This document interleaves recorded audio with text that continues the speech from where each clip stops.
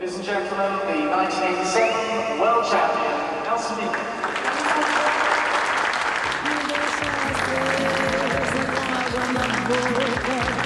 Carente de amor, garoto maroto, outra vez no jeito de amar. Faz de mim seu pequeno brinquedo querendo brincar.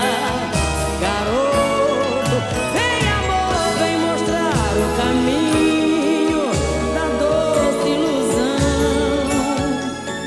Só você pode ser a criança do meu coração.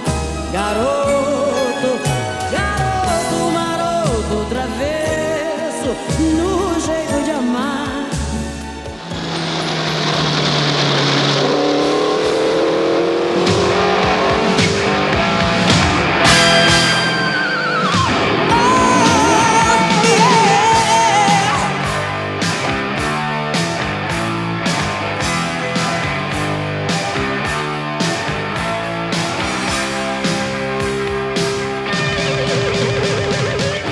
I've gone through changes, I've gone through pain, but it's not enough reason for me to go insane. I know the feeling, just when it grows. I'm in a rage, I from my head down to my toes. You know it ain't easy, running out of thrill. Tutto è pronto per il campionato di Formula 1 1987. Ognuno affila le armi e gli ultimi preparativi nelle prove libere di Rio fanno capire lo sforzo di ogni team per il raggiungimento del suo obiettivo. Rock now, rock the night, oh, oh, yeah, rock the night. Cade la pioggia e l'atmosfera che si respira non ha nulla del brasileiro. Qui si consumano pretattiche e lo spionaggio industriale si maschera dietro il sorriso.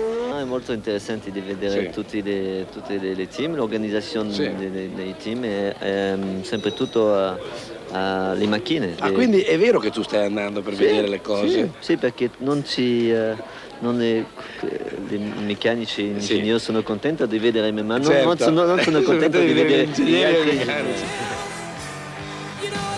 C'è poi un ripescaggio all'ultimo momento che crea simpatia. Siamo alla Brabham e si scopre un volto nuovo.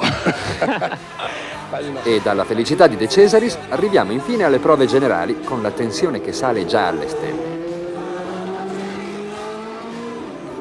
Mansell rovina la festa ai due idoli di casa Senna e Piquet, facendo capire ai due brasiliani che quest'anno non lascerà perdere nulla, né Paul né gara.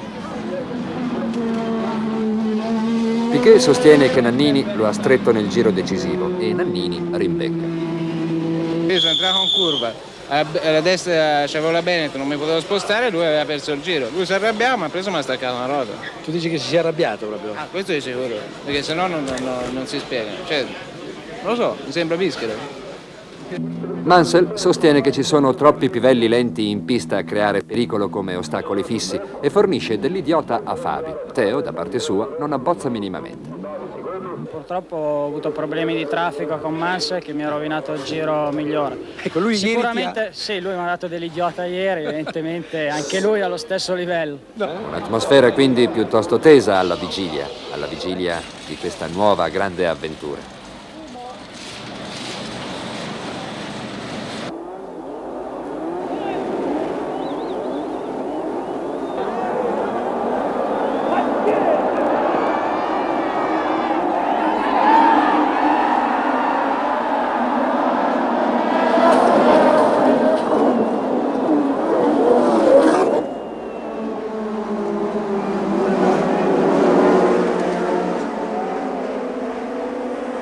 Una gara non bella questa del Brasile, perché eccessivamente condizionata dal cambio dei pneumatici.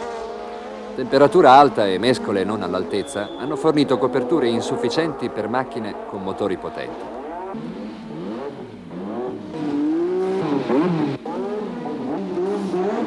Il Gran Premio ha visto alternarsi 5 piloti nei primi 21 giri. Piquet ha condotto i primi 7, seguito da Senna, che non ha concluso la gara, e da Prost, che con una guida pulita ha fatto emergere le qualità di equilibrio della sua McLaren.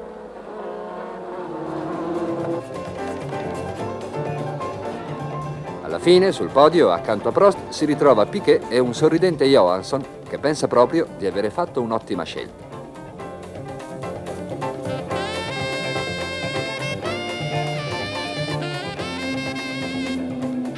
Le Ferrari hanno iniziato in sordina. Alboreto e Berger hanno pure duellato, ma sono rimasti un po' troppo distanti dal cuore della gara. Il quarto posto dell'austriaco consola, ma c'è ancora molto lavoro da compiere.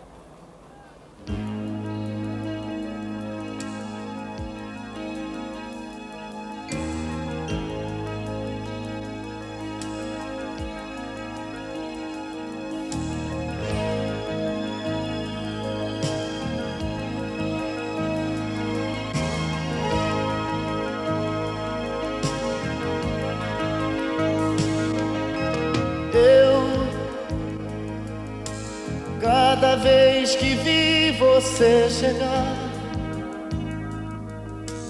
me fazer sorrir e me deixar decidido, eu disse nunca mais.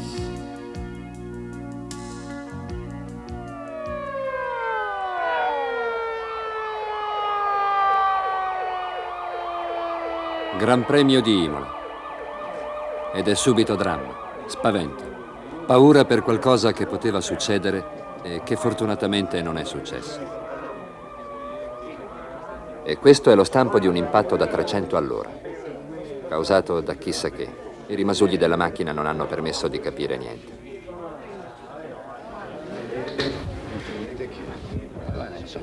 Ma tutto bene. Tutto bene? Ti ricordi niente? No, ma domenica stiamo lì. Ma i medici non sono affatto d'accordo col pilota e saranno inflessibili. Io purtroppo esprimerò un giudizio negativo alla ripresa dell'attività e le autorità sportive internazionali per regolamento dovranno per forza adeguarsi. Ma Piquet vuole correre a qualunque costo e da testone qual è, le prova tutte sperando di convincere gli organizzatori. Ma anche questi, molto responsabilmente del resto, non danno il benestare.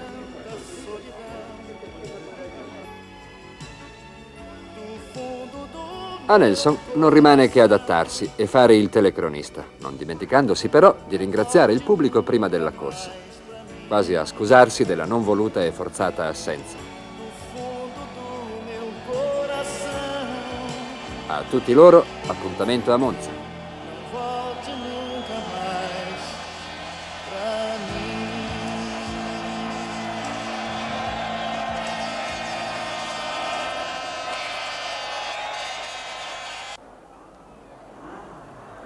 Ma arriviamo alla partenza. Un via ripetuto ad uso e consumo del pubblico, che sia lungo il tracciato che a casa sia emozionato. Come dire che Imola dice sempre qualcosa in più.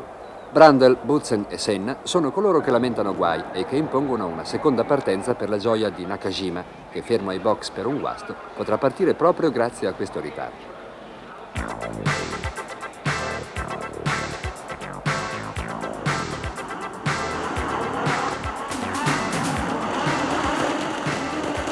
La prima partenza è stata lunga, la seconda troppo corta e c'è chi, come Fabi, si lamenta.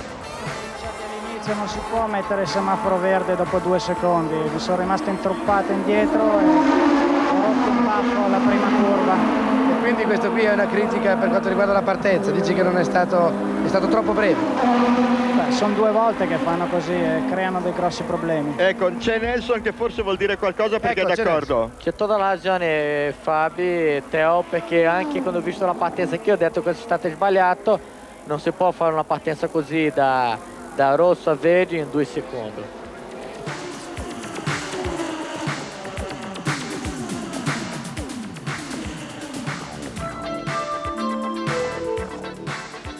Mansell, Prost e Senna precedono la Ferrari di Michele Alboreto, che promette fuoco e fiamme su questa pista.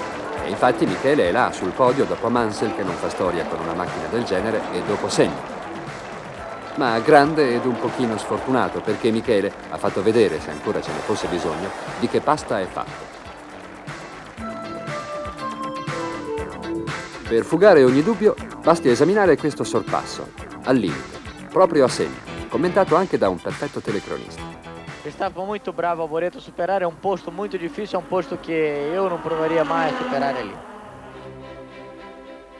E se poi un bocchettone da niente non avesse rallentato la corsa della Rosso 27, Michele sarebbe salito ancora più in su.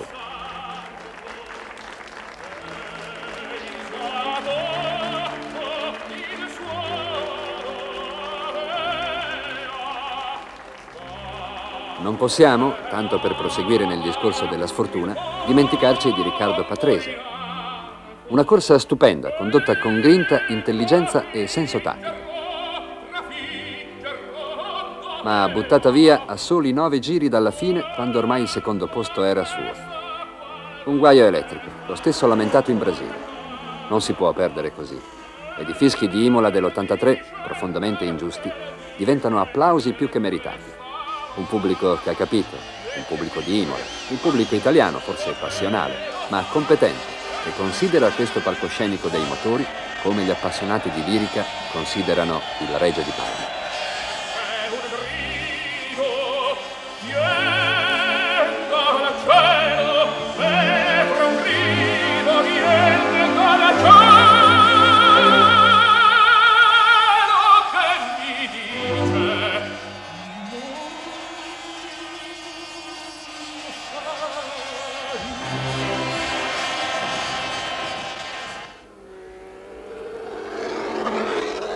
E siamo a Spa, Gran Premio del Belgio. Per gli amanti delle statistiche, Alain Prost, in questo Gran Premio vinto alla grande, eguaglia le vittorie del grande Jackie Stewart. Un Gran Premio in discesa per il piccolo transalpino, e pensare che all'inizio pareva proprio la battaglia delle Ardenne.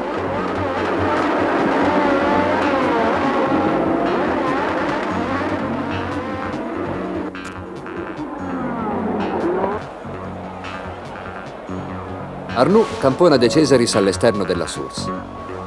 Risultato, la Ligier a pezzi e il deciappamento di una gomma della Brava. La Ferrari di Berger si gira da sola in testa coda prima del traguardo e si ferma muta. Nella bagarre resta coinvolto Butzen e dopo la salita, tanto per non annoiare, la Tyrrell di Strife sbatte ad alta velocità contro le barriere, spezzandosi a metà e colpendo l'altra Tyrrell di Palmer.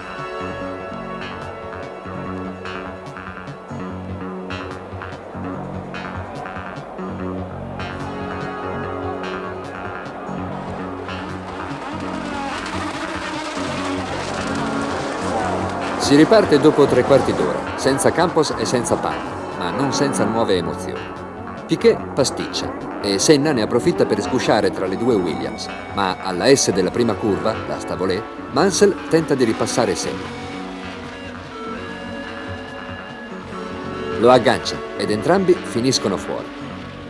La Lotus rimane affondata nella sabbia, mentre la Williams dell'inglese riparte con mezzo giro di ritardo. Mezzo giro che Mansell utilizza per iniziare un'improbabile rimonta e un accumulo nervoso puntualmente sfociato in un match pugilistico. Tra Mansell e Senna è ancora guerra.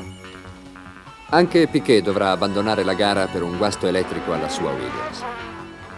A circa metà Gran Premio il risultato è già deciso, con solamente una decina di macchine ancora in gara, con grande rilievo per la Ferrari di Alboreto, che senza guai alla trasmissione avrebbe sicuramente visto il podio.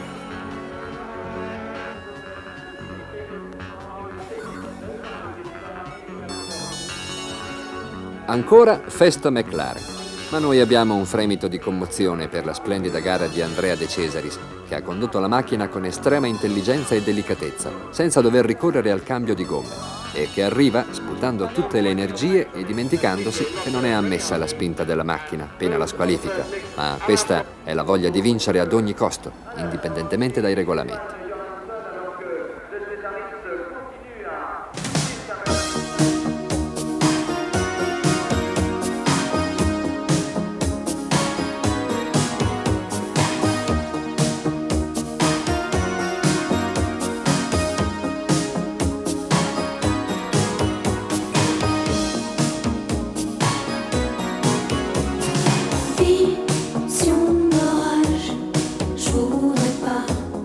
E Monte Carlo, come sempre sonnacchiosa e pingue, accoglie il circo della Formula 1 all'insegna della mondanità con i suoi personaggi.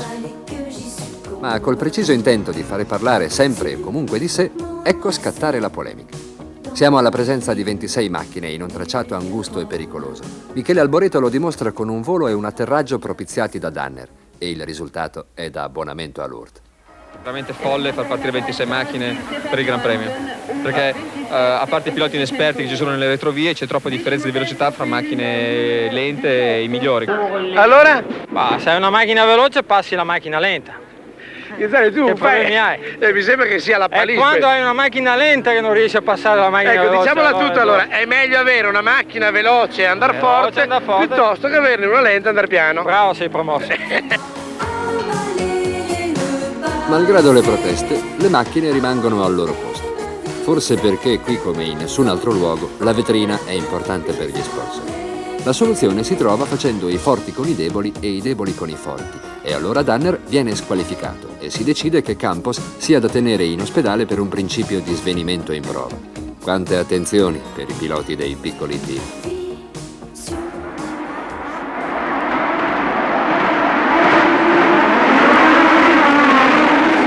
E la gara ripropone il vecchio leitmotiv. Chi passa per primo alla Saint-Devote vince. Passa Mansell assieme a Senna e tutti pensano ad un altro round pugilistico e invece l'inglese glissa e parte per la tangente guadagnando secondi su secondi.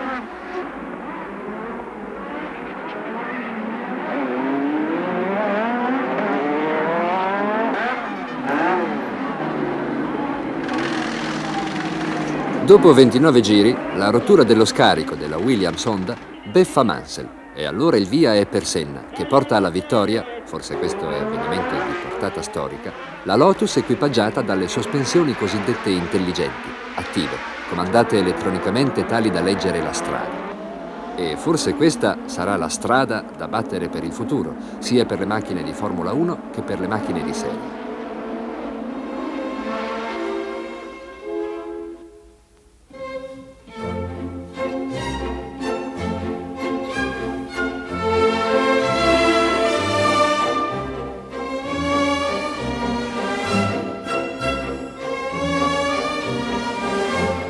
Il podio vede la mancanza di Prost e forse l'aria di crisi della McLaren, ma vede i due brasileiri ancora vicini, tallonati da un caparbio Alboreto. Il nostro ferrarista ha dato prova di avere nervi saldi e capacità di assorbire shock ed ematomi per la gioia degli sportivi e dei principi in questo regno dorato dove essere poveri è proprio un peccato. Vedi ricchi come bevono, vedi? Come fa a bere un ricco? Fa finta di in questo momento fa finta di essere povero e ci guarda, Sì, vedi? guarda, e ci guarda però dall'alto al basso ci guarda. Basso. Hai capito? E poi beve da Vede ricco, da lì? le cose ricche da ricco. E secondo te cosa sta bevendo da ricco? E quella signora lì però anche lei ha i suoi anni. Beh sì, certo, ovvio, però secondo me ricchi con i soldi gli anni si vedono un po' meno, le rughine così. Beh, fanno dei grandi lavori. Sì, Fanno dei restauri tremendi. Te dici? Ma quasi tutte queste barche hanno la clinica dentro, no? Dove di notte si mettono a posto e poi di giorno si fanno vedere. Infatti ho visto Pitanghi che andava avanti e indietro, su e giù da tutte queste barche, è una cosa pazzesca, c'è un lavoro davanti. Beh, ti saluto, Sì, ti ciao. stanno guardando. Sì, Ciao, per fai finta carità, di sì, fai niente. finta di andiamo via, Fai finta ognuno va di via, essere ricco. ognuno per conto suo, ciao.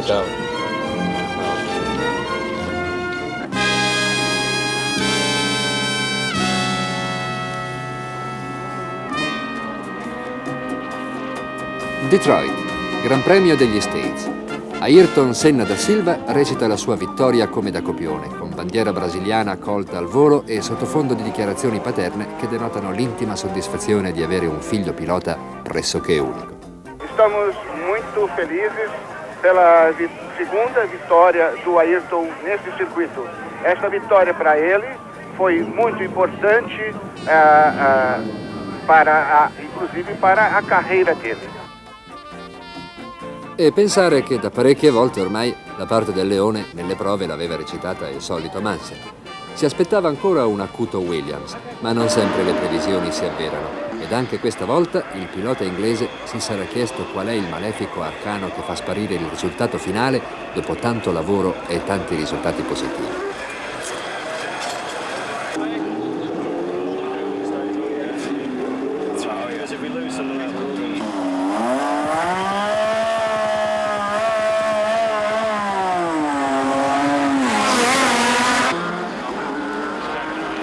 A Detroit, la polemica Ferrari, oramai cominciata da tempo, si acuisce. L'assente Barnard gioca con differenziali antichi spacciati per nuovi, cercando risultati che non arrivano. E l'ambiente dei meccanici non è dei più sereni, soprattutto dopo le infelici ammissioni del tecnico inglese nei confronti degli uomini dei box di Maranello. Tanto che qualcuno pensa bene di vendicarsi con una pasquinata, appiccicando la scritta For Sale, in vendita, sulle spalle del capo meccanico spagnolo qui inquadrato, fedelissimo di Parma.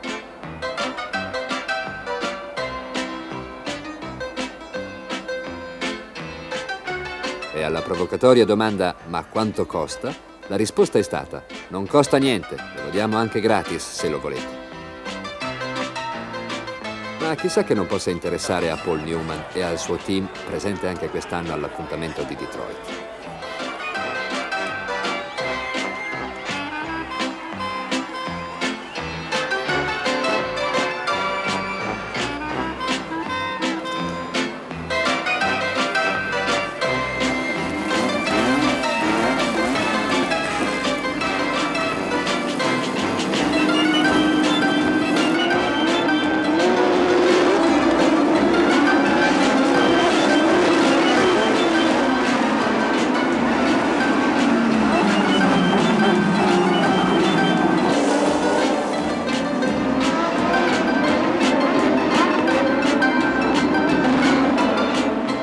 E veniamo alla gara.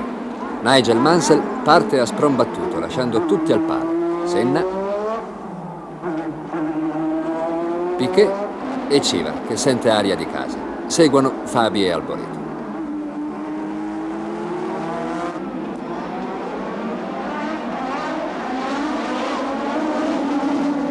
Nei colpi di scena, Piquet fora una gomma, ma poi condurrà una gara magistrale, dimostrando che oltre ad essere veloce, possiede una guida pulita, molto più redditizia di quella del suo compagno di squadra, che per la verità subisce in questa corsa dei lancinanti dolori alla gamba per un fastidioso crampo.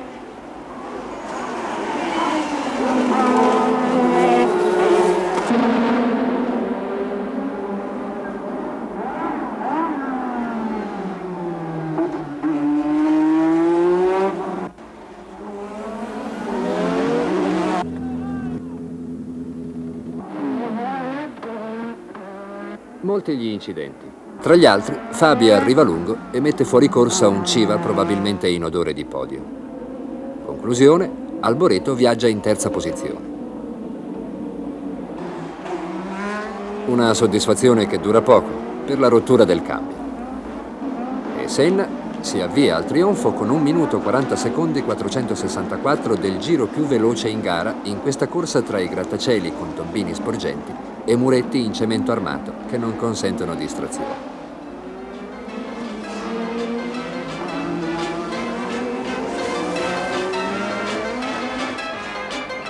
Gli scherzi sono ammessi solo alla fine.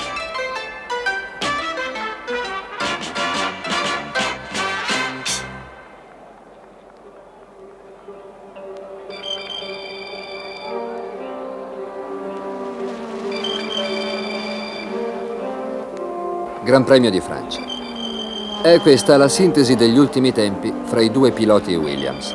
Un Nelson Piquet un po' frastornato di non essere al centro della disputa e incapace di capire che il pilota che si applica costantemente e con caparbietà ovvia all'eventuale carenza di classe. Oggi a determinare il risultato è la macchina e quindi il pilota non può moltissimo, ma soprattutto se vuole incidere deve impegnarsi anima e corpo senza lasciare nulla al caso.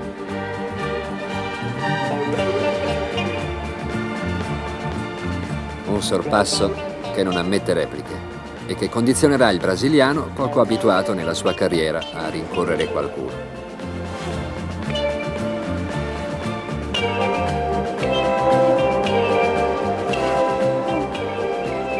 I due comunque si danno battaglia durante tutta la gara senza esclusioni di colpi, al punto che al 18° giro Piquet si intraversa.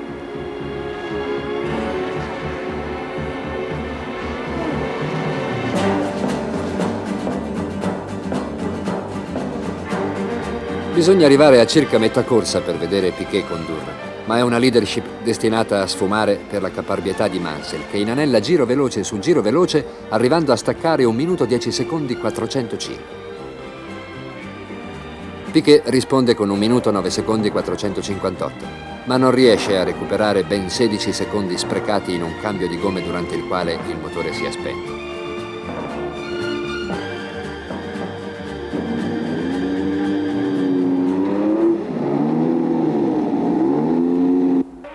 In casa Ferrari si arranca sempre di più, con Piccinini impegnato pure a cercare di togliere 1 minuto di penalizzazione imposto ad Alboreto per partenza anticipata.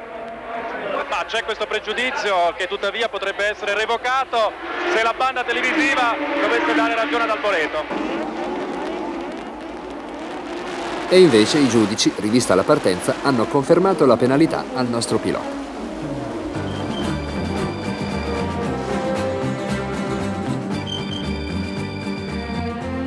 Ma questa fase del campionato rimane comunque caratterizzata dal duello Piquet-Mansell.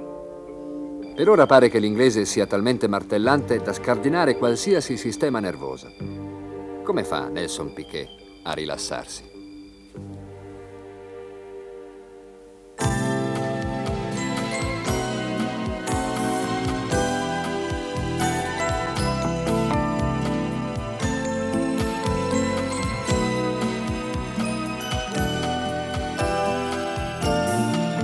Você faz de conta que quer meu perdão, mas depois apronta no meu coração.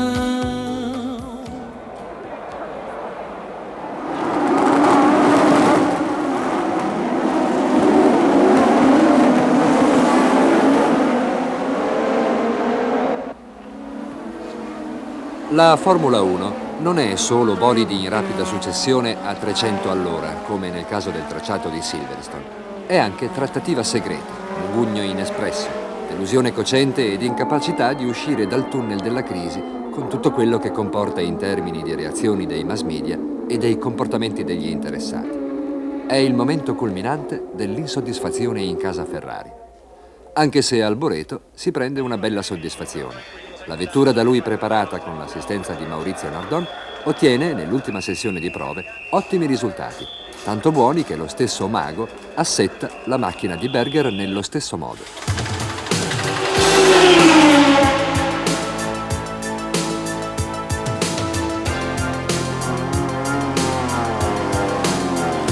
Ma la gara falcia le speranze di quasi tutti i team, ad esclusione di quello della Williams, tutti doppiati all'arrivo. Anche quel favoloso Senna che dispone dello stesso motore.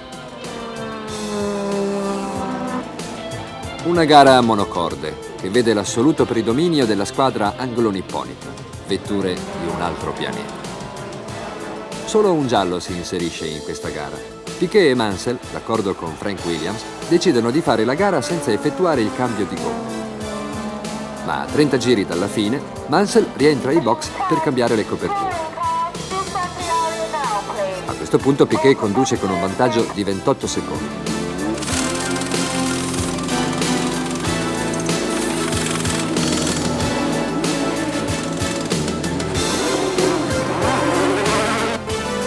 A 22 giri dalla fine, un cartello per Nelson Piquet sentenzia che le gomme sono a posto e non creeranno problemi per il finale della corsa.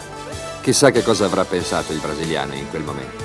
Come sono andate le cose? Sentiamolo dalla viva voce di Frank Williams. Il consumo era come previsto, non necessario di fermarsi. E queste erano le informazioni che vi abbiamo mandato a Nelson. Se tutto va bene, perché Mansell si è fermato? Una cosa, giro 15 sul radio ci ha detto che ha subito avuto una vibrazione molto forte e ha perso, abbiamo scoperto quando ha cambiato gomme, che ha perso un piombo, sì.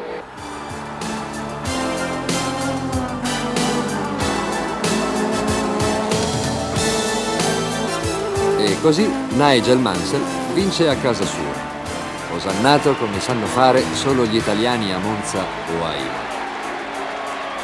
Rimane il dubbio di un cambio effettuato per un piccolissimo pezzettino di piombo che serve per equilibrare le ruote, un piombo che pesa moltissimo sull'equilibrio del team. e che mette in condizioni Piquet di non poter chiedere troppo né come candidato alla leadership interna né di essere in una posizione di forza davanti a un contratto che deve essere rinnovato nelle ore susseguenti al Gran Premio. È proprio vero che anche per i campioni gli esami non finiscono mai.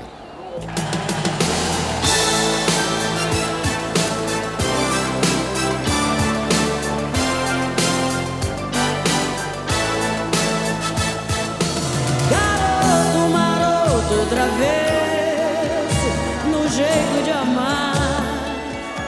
Ma ad Hockenheim le cose vanno diversamente per il brasiliano. Questo podio per Nelson Piquet deve aver avuto l'effetto di una vera e propria liberazione dall'incubo dell'eterno secondo. 5 gran premi ad uno scalino più sotto. Anche se, siamo onesti, il successo avrebbe dovuto essere di Alain Prost, beffato a 5 giri dalla fine per un guasto banale come quello della cinghia dell'alternatore, ma che spera ancora di avere un mezzo competitivo. Siamo così al primo giro di boa del campionato e la situazione vede in testa a 39 punti Nelson Piquet. Non era mai successo, neppure quando il brasiliano si assicurò i 2 titoli mondiali. Seguito a 35 punti da Senna, da Mansell a quota 30, da Prost a 26 punti, da Johansson che in questo Gran Premio arriva secondo su 3 ruote. Infine seguono i 2 ferraristi Berger e Alboreto.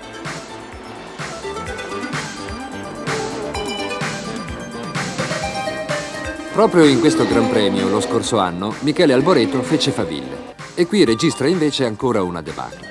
Ma a guardar bene le cose, la macchina comincia ad andare, a non saltellare più. Forse il fatto che Michele venga maggiormente ascoltato consente di eliminare parecchi difetti.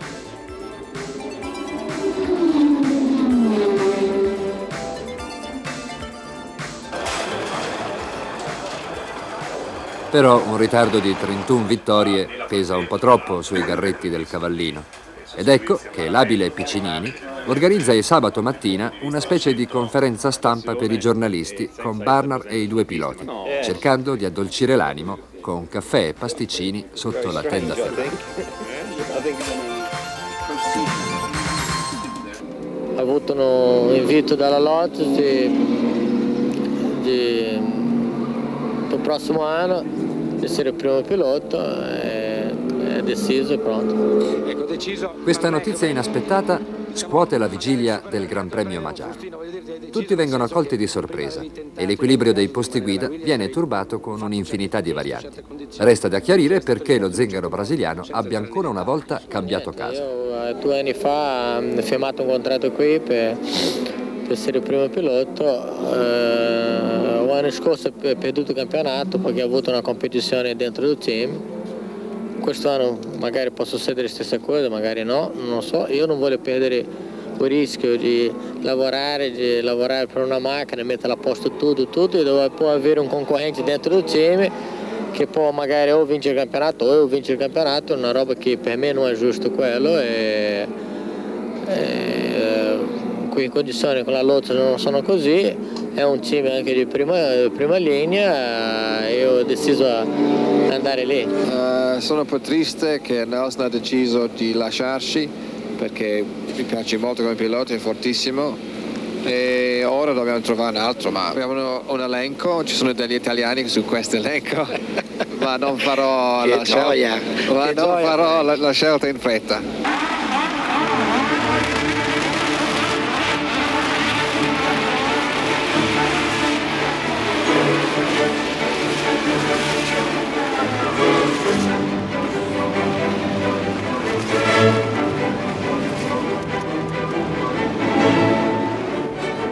Questo dell'Ungheria è un Gran Premio che fa sognare, che illude e che riserva amarezza.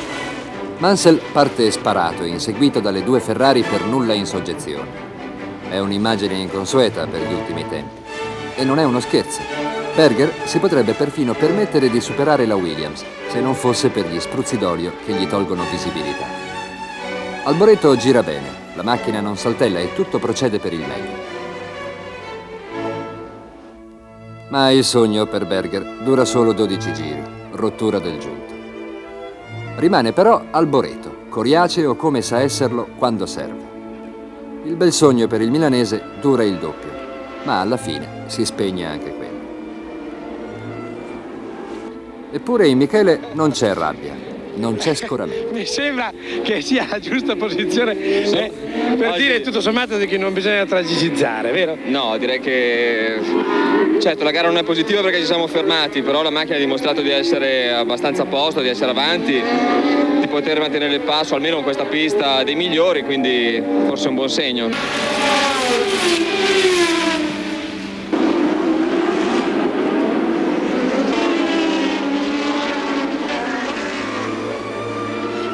Dopo molti ritiri, tutti aspettano la giusta vittoria del dominatore della corsa, Nigel Mansell, ma a 5 giri dalla fine il portamozzo si rompe e la ruota di Mansell cede. Ancora una cocente delusione per l'inglese, che viene beffato più e più volte da un destino che gli è nemico anche in questa occasione.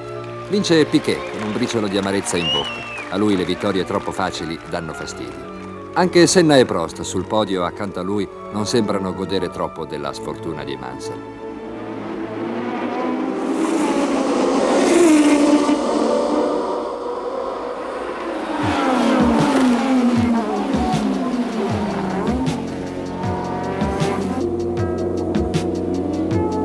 Una cappa di paura, di nervosismo, di sapore drammatico in questo Gran Premio d'Austria. 2 partenze disastrose con un'ecatombe di macchine non possono essere casuali. Solo un miracolo non ha causato la tragedia. Può sembrare spiritoso sostenere che in Formula 1 partire è un po' morire, ma queste immagini fanno capire come si scherzi ormai da troppo tempo con il fuoco. Nella prima partenza è stata una sospensione di Brundle a creare la mucchiata e nella seconda il classico guaio alla frizione. Il risultato è stato terrificante.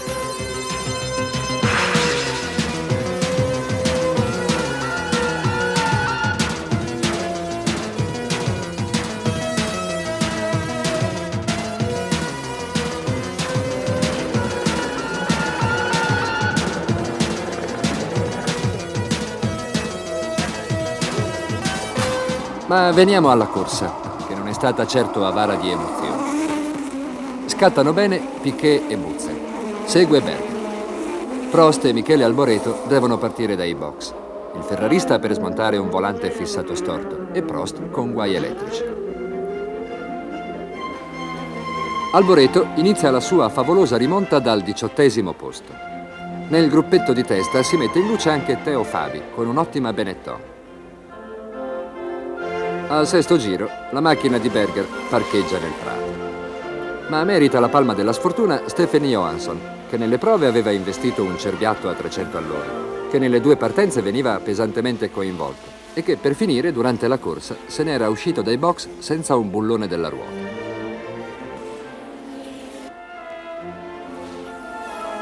Al 19° giro, Mansell passa Piquet con una decisione e una determinazione da manuale. Piquet pensa ai punti più che accettare la battaglia. Qui era molto importante arrivare in questo secondo posto per beccare quei 6 punti. Da d'ora in poi penso che va a vedere un Piquet un po' diverso, perché adesso sono 6 gare, bisogna solo 3 risultati validi e dopo è solo scartare, então vado per primo, solo per primo. In questa gara c'è da registrare la situazione di lotta continua tra Michele Alboreto e Ayrton Senna, con zampate in prova e impatti in gara. C'è stata anche diciamo una toccata e fuga con Ayrton Senna sulla salita? Chi cerca guai li trova.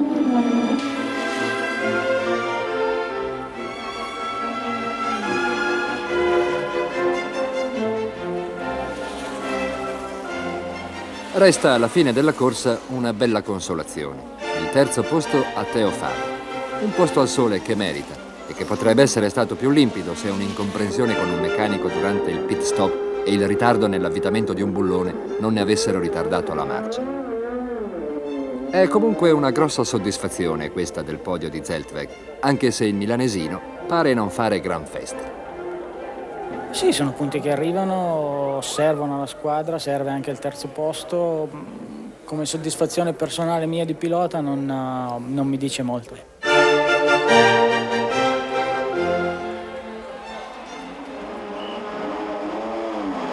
Aspettando Monza, il Circus approda ad Imola per 4 giorni di test. Una notizia però avvelena l'atmosfera ai box. La domenica precedente, in una gara di offshore, Didier Pironi, affettuosamente soprannominato Ciccio Bello dai tifosi italiani, muore, assieme a 2 giornalisti che componevano l'equipaggio dello scafo Colibrì.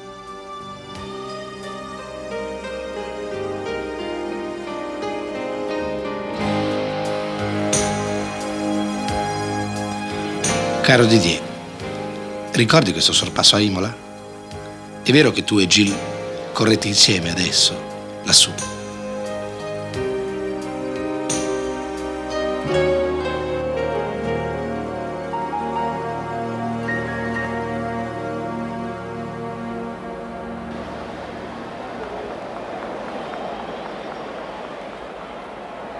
Ed è subito Monza, con la gente strabocchevole e una competitività Ferrari ritrovata che comincia a fare sperare i numerosi tifosi accorsi da tutta Italia.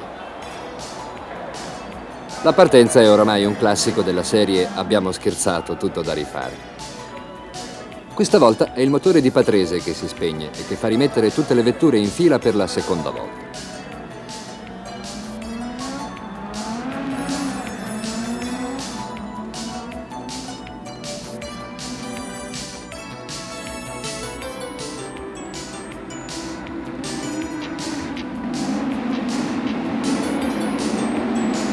Piquet tentenna un po', ma poi arriva primo alla chicane davanti a Mansell e a Berger partito benissimo. Le Ferrari sono combattive, anche se dopo un po' la pancia sinistra della numero 27 si stacca compromettendo aerodinamica, assetto e infine anche la turbina.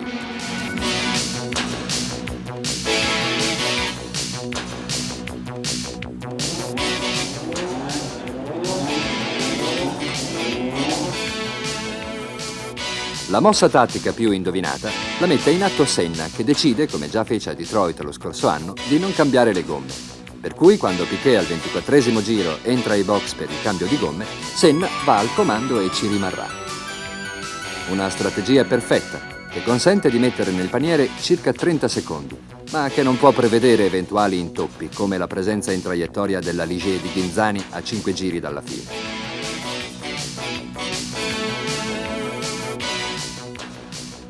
A nulla varrà poi l'arrembaggio di Senna nel tentativo di recuperare e il secondo posto davanti a Mansell rimarrà l'unica consolazione.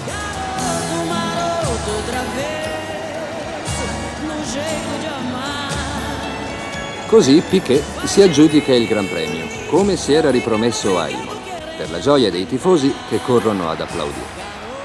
Al brasiliano torna il buon umore e la voglia di birichinare. Ovviamente ci sono gli scherzi. Bisogna accertarli, cosa vuoi, sai come? Fanno i pierini, si divertono, no? Cosa vuoi?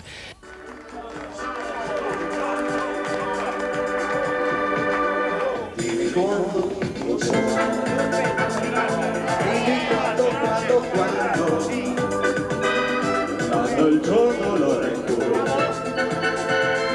forse tu mi bacerai. C'è anche chi, fuori della corsa, a casa dell'amico in Brianza, si consola della sfortuna più nera. È Michele Alboreto, che festeggia in questo modo i suoi 100 Gran Premi. La conclusione è sempre quella, umida, e con bersaglio rappresentato dal povero telecronista che trascina tutti o quasi a bagnomaria.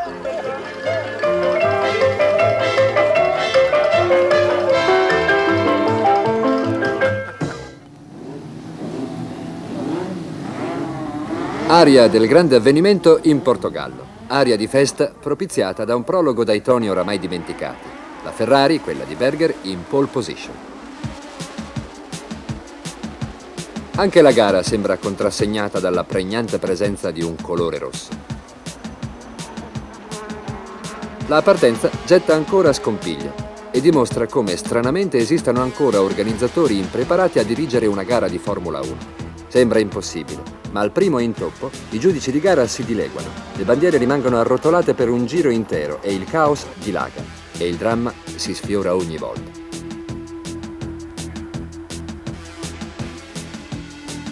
Il risultato di tanta disorganizzazione è un gran nervosismo che prende tutti e deteriora gli animi per la partenza successiva.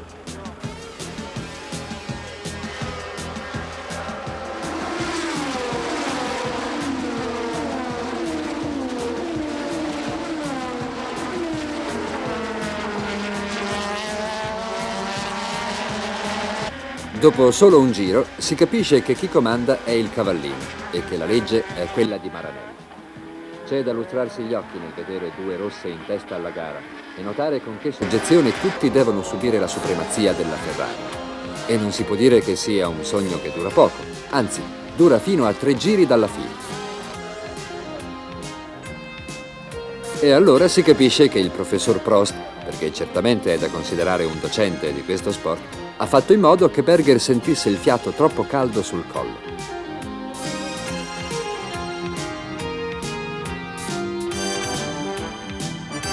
Solo una festa a metà, con il francese sul gradino più alto, quest'oggi davanti a tutti, anche alla leggenda, per avere battuto il record di Jackie Stewart, 28 vittorie.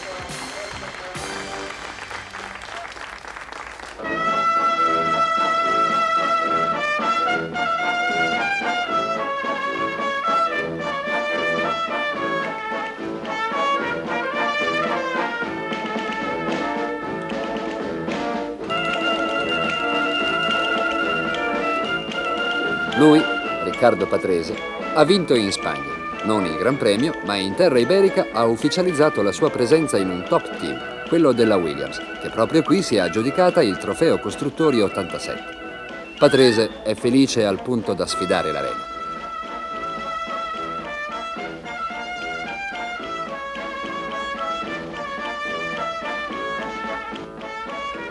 È un po' stanco, ma oggi sfiderebbe anche il mondo.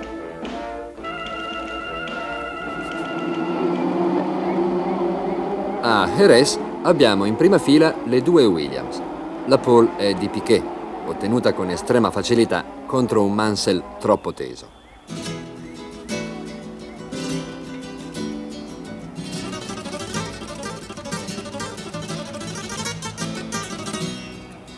Quella che pareva essere una prova generale per un Gran Premio che mettesse fine alla parola campionato si è dimostrata un'errata previsione. Partenza a razzo di Mansell, che supera facilmente Piquet, e inserimento di Senna davanti a Berger. Questo è stato il leitmotiv di tutta la gara e da nulla sono valsi i tentativi per cambiare l'ordine dei fattori. Il prodotto non è cambiato. Piquet, esasperato dall'ennesimo cambio di gomme eterno, ben 19,02, infila una serie di errori.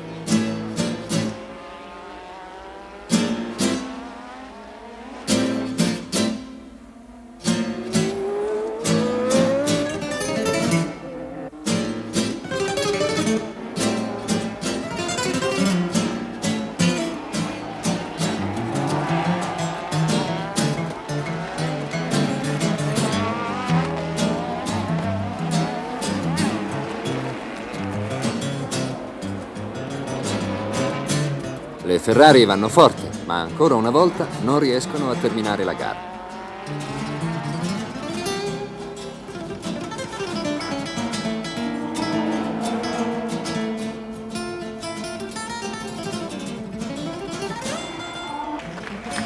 Sul podio, accanto a Mansell, Prost e Johansson. Una doppietta per la McLaren.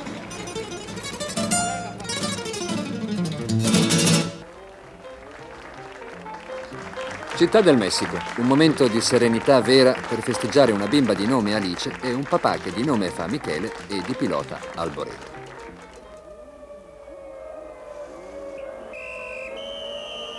Ma l'atmosfera delle prove è tesa.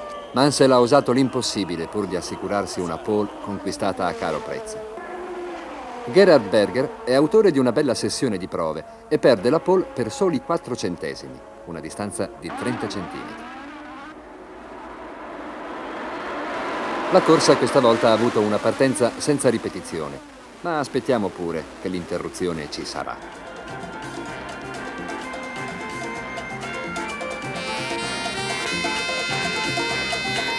Primo fatto di rilievo. Piquet parte bene, ma disponendo di gomme del tipo B, più dure delle altre, deve entrare in curva con cautela, non essendo i pneumatici ancora a temperatura. Con troppa cautela, tanto che Prost lo tocca. Per il francese è finita. E per Piquet comincia il calvario della rimorchia. C'è poi un tamponamento a catena innescato dal solito Nakajima. Seguono Johansson e Brundle. Tutto si risolve per il meglio. Dopo 10 giri, Butzen guida la corsa davanti a Berger, Mansell, Senna, De Cesaris, Alboreto, Fabi e Patrese. Poco dopo, nuvola per la Rosso 27 di Alboreto. È il 13° giro. Consola il primo posto e la grinta di Berger, che senza Butzen imposta la gara su ritmo decisamente sostenuto. Un sogno che dura solo fino al 21° giro, poi nuvola anche per lui.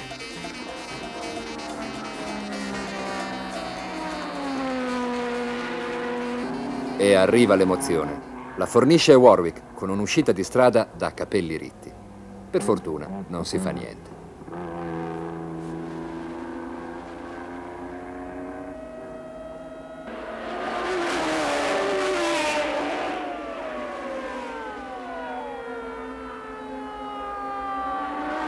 Ma la corsa viene interrotta dai commissari per il pericolo rappresentato dalla presenza della macchina in un punto pericoloso e per la necessità di rimettere le protezioni nel punto di impatto.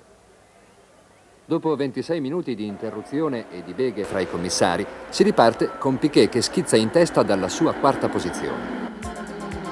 Stupidamente Mansell combatte quando basterebbe controllare la gara in quanto il suo vantaggio accumulato è tale da non impensierire, ma tant'è. Ed è la volta della lotta di Piquet con il cronometro.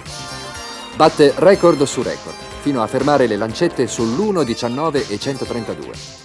Serve solo per ridurre lo svantaggio a 26 secondi sul compagno nemico Mansell e nulla più. Ora il campionato è una storia fra loro due, essendo rimasti fuori gli altri ipotetici papabili, Prost e Senna, fermatosi a 9 giri prima per la rottura della frizione.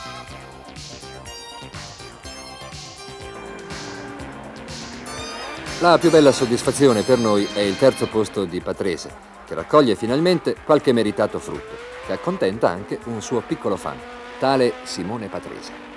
Sì, sono stato felice, è uno dei miei primi Gran Premi e sono felice di vedere mio padre sul podio. Quindi gli porti fortuna, fatti portare tutte le altre volte, Cosa dici? Posso.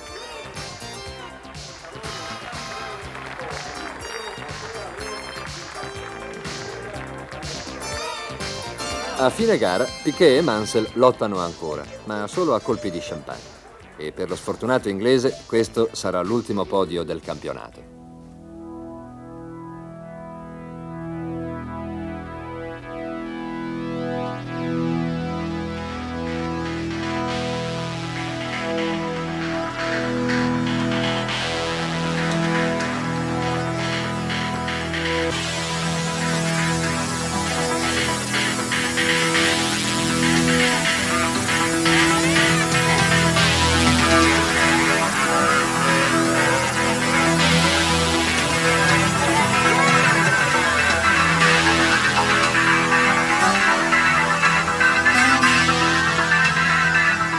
Con queste immagini si chiude il discorso del campionato del mondo 1987.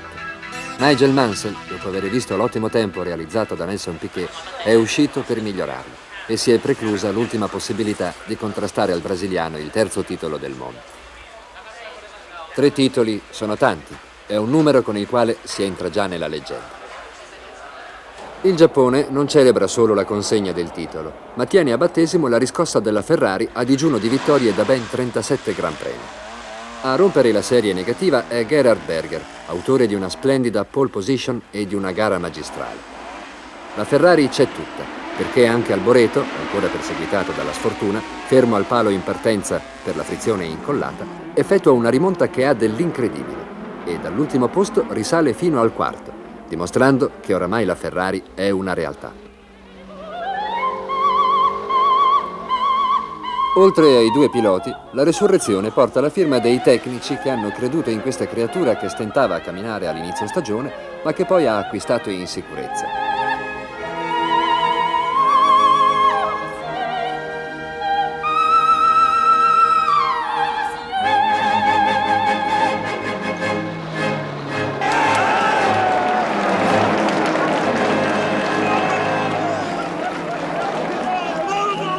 Adesso tutto in discesa, Harvey, cosa dici? No, tutto in discesa, facciamo l'Australia, poi bisogna affrontare l'anno prossimo. Ecco, però un bel biglietto da visita, di la verità. Ecco, proprio qui in casa giapponese. Lo dicevi ieri nelle prove, poi c'era anche questa scommessa dei meccanici che si sarebbero dovuto tagliare la barba proprio per... Vediamo stasera, vediamo se vengono tolti o no. Questa sera probabilmente le tagli te le barbe a tutti. Può anche darsi, anche qualche giapponese.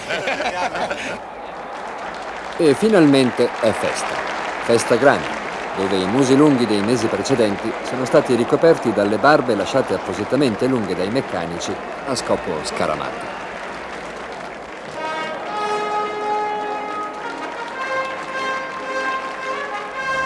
Ed eccolo il podio finalmente rosso. Ad Adelaide la Ferrari piazza la sua doppietta. Infatti Senna, giunto secondo, verrà eliminato per irregolarità delle prese d'aria dei freni.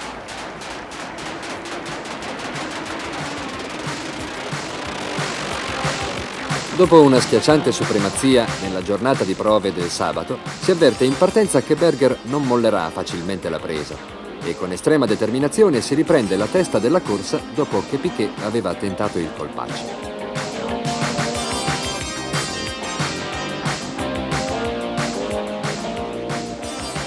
La corsa di Berger non ha storia. La Ferrari è imbattibile, mentre gli altri accusano 1000 problemi. Il più appariscente per molti è quello dei freni. Il fatto che solo 3 vetture abbiano concluso a giri pieni dimostra che nessuno si è risparmiato e che la cavalcata delle 2 Ferrari non era né fortunosa né casuale. Il capitolo 1987 si chiude con molte speranze per il popolo ferrarista sparso in tutto il mondo.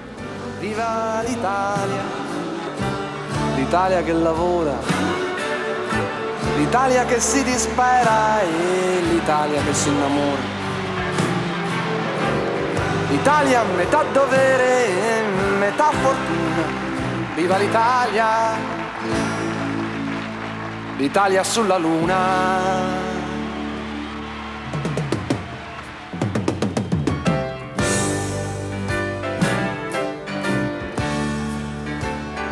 Tanti i ricordi, alcuni anche da accantonare, soprattutto per gli sconfitti. E il campione? Ho detto, io sono stato fortunato perché il secondo anno Formula 1 quasi ha vinto il campionato, il terzo anno Formula 1 ha vinto il campionato. E quando tu vinci il campionato rende conto che in un altro giorno che non cambia la vita, è la stessa mia cosa, ma non è quello che ho detto un pilota giovane che lotta magari 6, 7, 8 anni in Formula 1 e poi riesce a vincere il campionato del mondo, arriva un altro giorno e vede che non è cambiato niente, è peggio ancora. Più o meno ho già vinto 3, lo so che sveglio domani, ho svegliato oggi.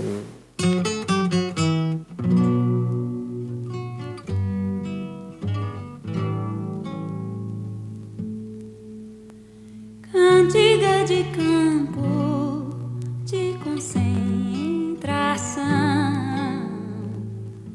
a gente bem sente com precisão, mas recordo a tua imagem naquela viagem que fiz pro sertão. Eu que nasci na floresta, canto e faço festa no seu coração. Voa, voa, azulão. Voa, voa, azulão. Cantiga de roça, de um cego apaixonado.